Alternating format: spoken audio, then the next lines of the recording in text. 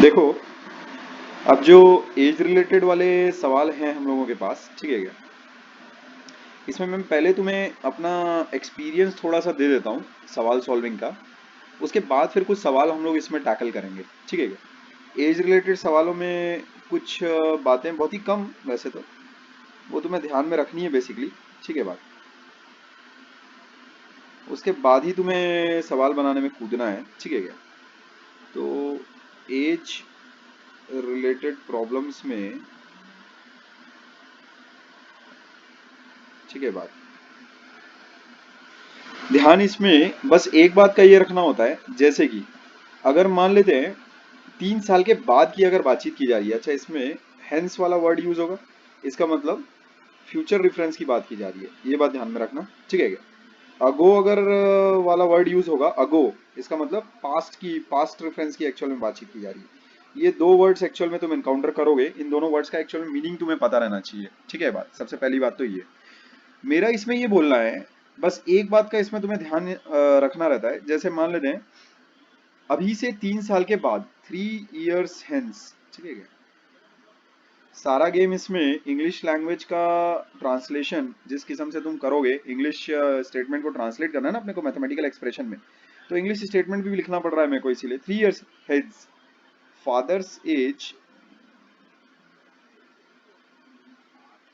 Will be 2 times that of son's age, ऐसा। तो ये एक जैसे इंफॉर्मेशन है अपने पास, ये एक इंग्लिश का स्टेटमेंट है, इसको अगर मुझे ट्रांसलेट करना है तो मान लेते हैं प्रेजेंट एज को मैं फादर की मान लेता हूं F years,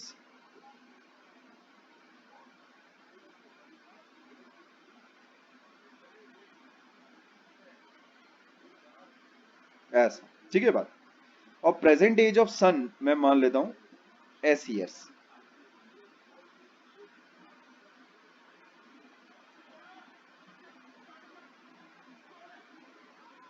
ऐसा, ठीक है बात। अब जो लिखी गई इंग्लिश स्टेटमेंट है, उसको अगर मुझे मैथमेटिकली अगर लिखना है तो इसमें बस एक बात का तुमको ध्यान रखना है, और वो ये कि 3 साल के बाद, ठीक है, हेंस का मतलब फ्यूचर रेफरेंस की बातचीत चल रही है, 3 साल के बाद फादर की एज तो बढ़ेगी ही बढ़ेगी, सन की एज भी बढ़ेगी।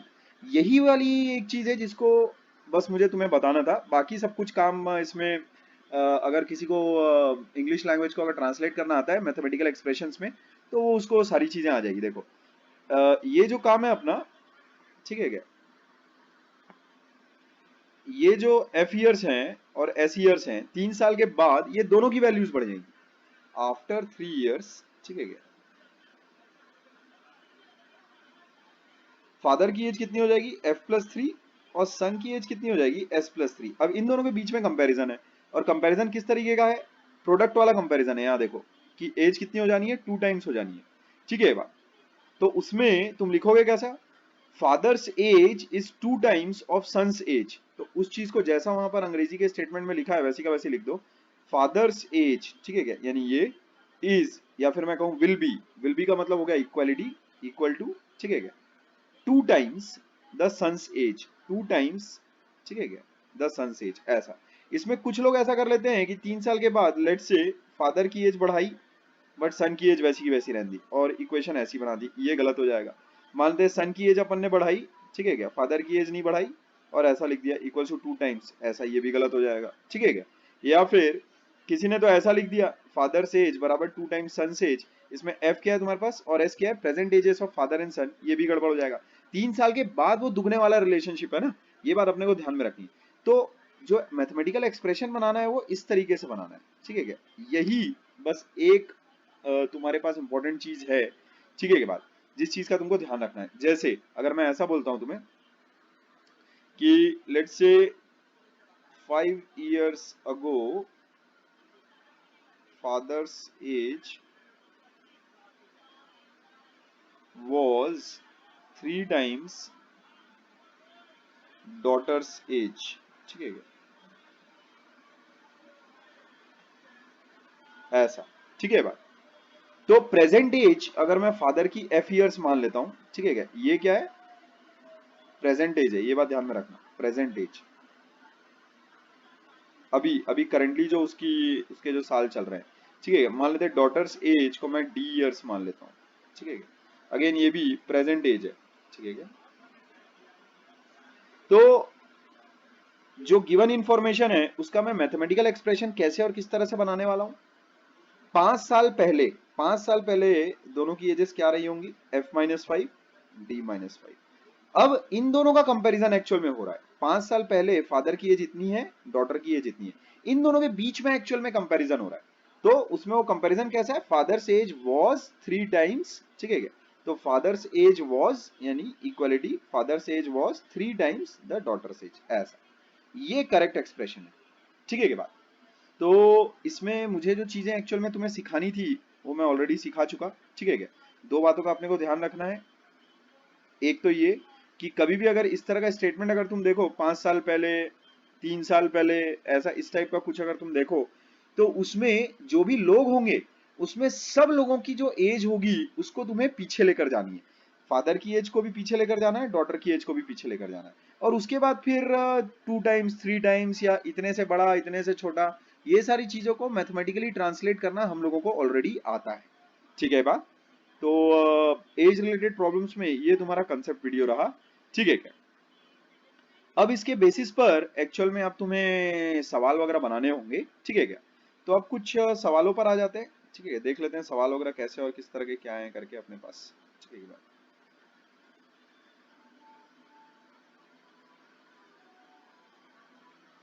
देखो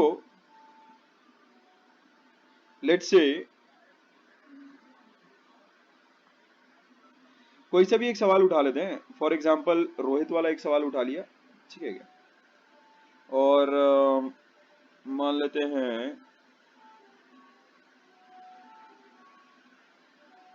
और कोई सा भी उठा लो एक,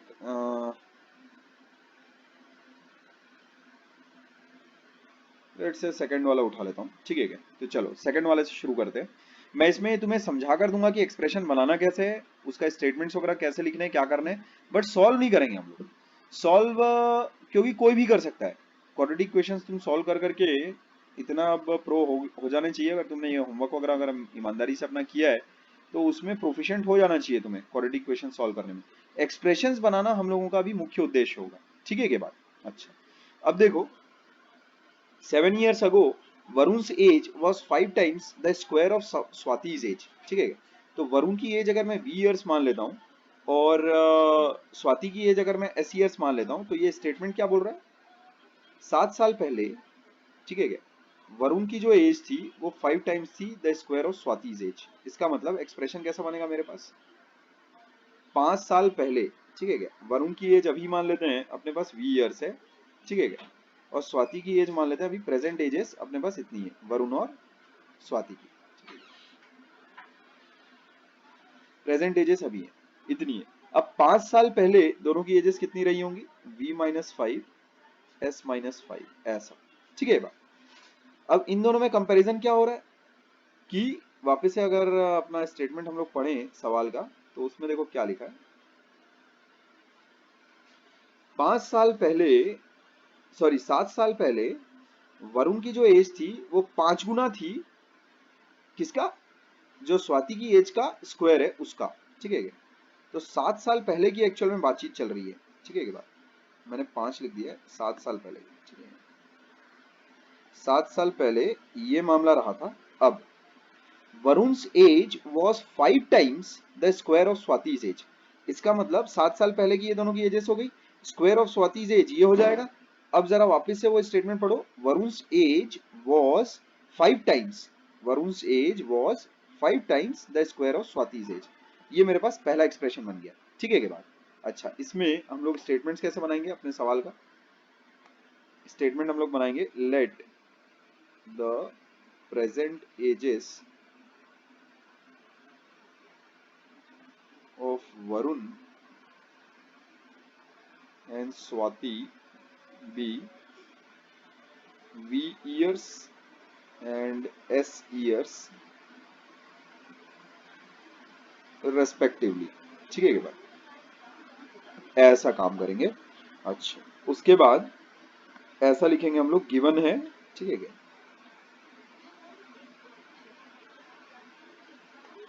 ये चीज लिखेंगे हम लोग गिवन, या अकॉर्डिंग टू द क्वेश्चन भी तुम लिख सकते हो। पहला एक्सप्रेशन तो अपने पास ये बन गया, ठीक है क्या? अच्छा, ये हम लोग सेकंड वाला सवाल सॉल्व कर रहे हैं एज रिलेटेड प्रॉब्लम्स में।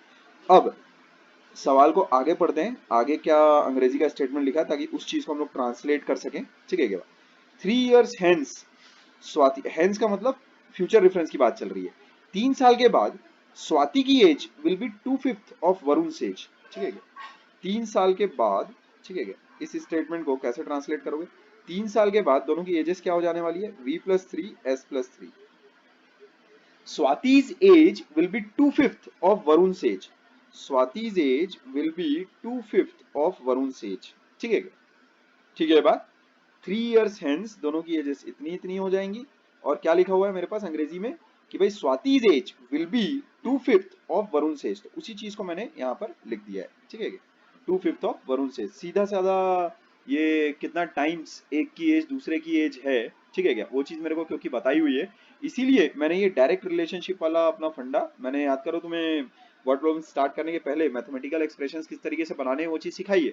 तो यहाँ पर क्योंकि ये टाइम्स वाला रिलेशनशिप है, इसीलिए जैसा अंग्रेजी का स्टेटमेंट वहां पर छप के लिखा हुआ है मेरे पास, ठीक है, सवाल में वैसा कि वैसा ही मैं उसको ट्रांसलेट करूंगा। जैसे यहाँ पर देखो, 3 साल के बाद पहले तो दोनों की एजेस क्या क्या होंगी वो चीज मैंने लिख ली। उन दोनों के बीच में कंपैरिजन हो रहा है, और किस तरह का कंपैरिजन हो रहा है? बड़ा छोटा वाला कंपैरिजन नहीं हो रहा है, टाइम्स वाला कंपैरिजन हो रहा है। तो स्वाति's एज, ठीक है क्या, इज का मतलब या फिर कहो विल बी, ठीक है, यानी इक्वलिटी का साइन, 2/5 ऑफ वरुण एज, ठीक है बात ऐसा। ठीक है, ये चीज किस तरह से ट्रांसलेट हुआ है ये काम मेरे ख्याल में तुम्हें समझ में आ गया होगा। तो ये अपना सॉल्यूशन रहा ऐसा, ठीक है क्या? और यही वाला काम तुम्हें मुझे करके भेजना है बाकी के सवालों के साथ, ठीक है बात। एक इलस्ट्रेशन में और लेकर दिखा देता हूँ, ये वाला काम मेरे पास आना चाहिए इस तरीके से, इसी तरह से लिखा हुआ आना चाहिए, ठीक है क्या बात? इस चीज का ध्यान रखना। सबसे पहले उसमें जो वेरिएबल्स इस्तेमाल हो रहे हैं, जैसे यहाँ देखो वेरिएबल्स कौन से इस्तेमाल हो रहे हैं, v हो रहा है, s हो रहा है, ठीक है। तो इसके बारे में डिस्क्रिप्शन है मेरे पास, v के बारे में डिस्क्रिप्शन है, s के बारे में डिस्क्रिप्शन है कि वो एक वरुण की एज है और एक स्वाति की एज है। प्रेजेंट एज है, ये चीज तुम्हें लिखनी बहुत ज्यादा जरूरी है। तुम हर सवाल में प्रेजेंट एज को ही अज्यूम करके अपना काम शुरू करना है, ये बात ध्यान में रखना। प्रेजेंट एज को ही अज्यूम करके तुमको अपना काम शुरू करना है, ठीक है बात। अच्छा, अब देखो,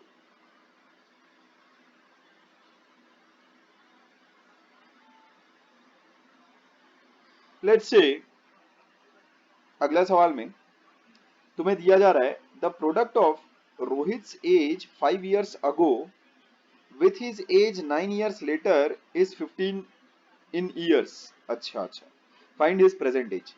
तो यहाँ अगर मैं उसकी प्रेजेंट एज को मान लेता हूँ आर है, ठीक है क्या? रोहित की एज चल रही है ना, इसीलिए मैं बोल लेता हूँ आर है। तो प्रोडक्ट ऑफ रोहित से एज 5 years अगो, ठीक है क्या? उस सवाल को यहीं पर सॉल्व कर लेते हैं। मान लेते हैं आर उसकी प्रेजेंट एज है, ठीक है। तो 5 साल पहले उसकी एज क्या रही होगी? r-5। और 9 साल के बाद उसकी एज क्या रहेगी? r+9, ठीक है बा।